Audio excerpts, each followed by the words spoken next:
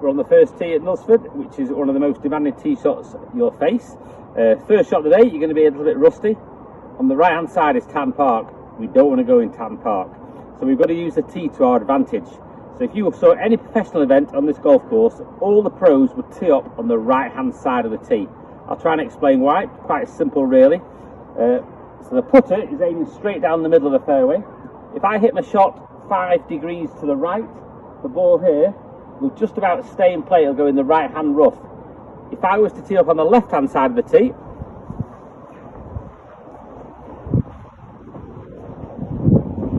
this club here is now also aiming down the middle of the fairway. If I were to block it 5 degrees right from this teeing area, the ball would go straight in the park. So you've always got to tee up on the side of the trouble. At Knutsford, the trouble's on the right hand side. Every tee shot when I play around this golf course, I'm always teeing up on the right hand side and I'm aiming away from the trouble.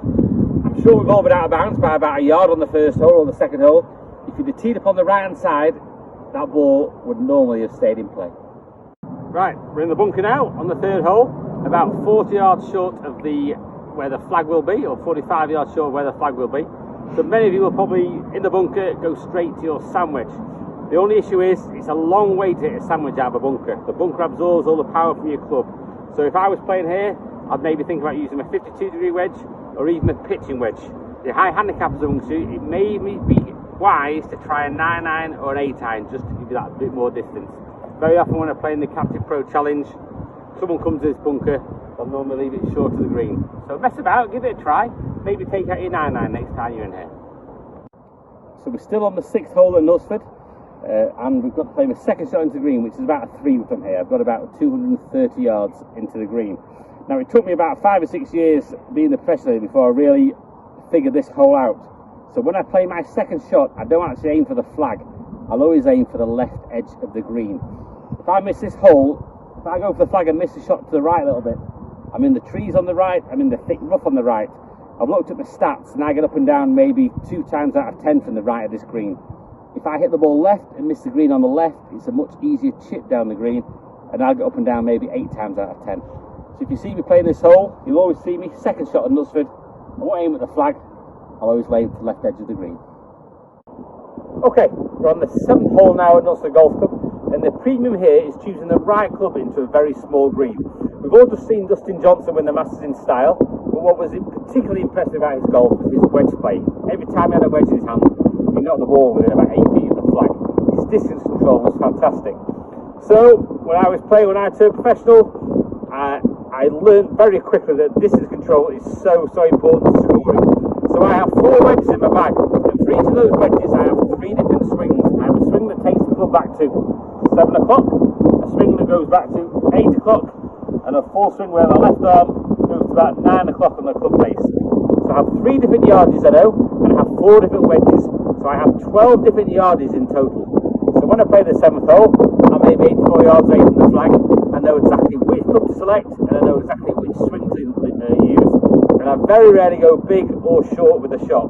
So maybe have a little practice in your back garden or come to the golf club, but you certainly need to know how far you hit each club in your bag. We're on the 9th hole now at Knutsford. It's a tricky little hole, and it's a hole I get asked more than any other hole by the members, Tim, what should I hit off the tee? Well, I'm going to say something which might surprise you. I think every member should hit a driver off this tee. The trouble is on the right hand side, over the wall. 2 shots, you're dead. So I'd advise you to hit driver and aim down the left. Aim at the trees. These trees we're in on the left hand side of the hole. Okay, the greenkeepers during lockdown, they've been out chopping the lower branches, so it's actually a lot brighter in here than it used to be. A lot more room than there used to be, and the leaves aren't quite as bad. So if you're under these trees, it's not the end of the world. If you hit a good shot, you may have faded back on the fairway. If you hit it straight, you'll be under these trees. So just take your medicine, hit the ball out, and we're going to now show you how to hit a nice low shot from under these trees. It was a Tim Maxwell show, it's now the Susie Maxwell show. So Susie's going to demonstrate how she'd play this shot under the trees. No need to say anything. So Susie's going to set herself up there with her hands forward and the ball back in a stance. So you can see that shaft is leaning forward, and that de-lofts the club face and the ball will come out nice and low. So if you wanted to hit a high shot, we wouldn't deal off the club face. There we go, we have a neutral shaft. The shaft's aiming straight to the sky, the ball will fly higher there. So this shot needs a forward shaft lean, needs a low flight, hands forward, ball back in a stance. As you're just doing a short swing, low to the ground on the backswing, low to the ground on the follow through. It's just a little punch shot, just a little short shot back and through. And you'll be surprised how low that ball comes out. What a wife. Okay guys, chipping lesson now. We're on the 9th hole at Knutsford, and Susie is just going to hit a shot from just in front of this green to try and get the ball just go on the front of the green. Now she's got a putter here. I've got a club just in front of her, so she's going to make a nice stroke, but obviously because there's no loft on the putter face, the ball won't go up in the air, so it'll probably hit the club on its way to the hole. There, so we heard that ball hit the club on the floor. So that club demonstrates if there's a bit of rough there that we have to go over, exactly the same thing. So we need to get the ball up in the air. Now Susie's going to change the putter and she's going to use a 7-iron. Now she's going to use exactly the same stroke, exactly the same grip that she used for the putter. Now because there's loft on that club face, even though Susie's going to try as hard as she can to hit that club on the floor, the ball will go up in the air because of the loft. Here we go. There. So Susie actually tried, the harder you try to hit the club on the floor, the more the ball will go up in the air. There wasn't a hint of a scoop in the air. It was an attempt to keep the ball low to the ground. The more you keep the ball low to the ground, the higher it goes. How did that feel, Suze? Really good. Really good. Okay guys, we're on the first green now at Knutsford. You've hit 2 good shots and you're on the green.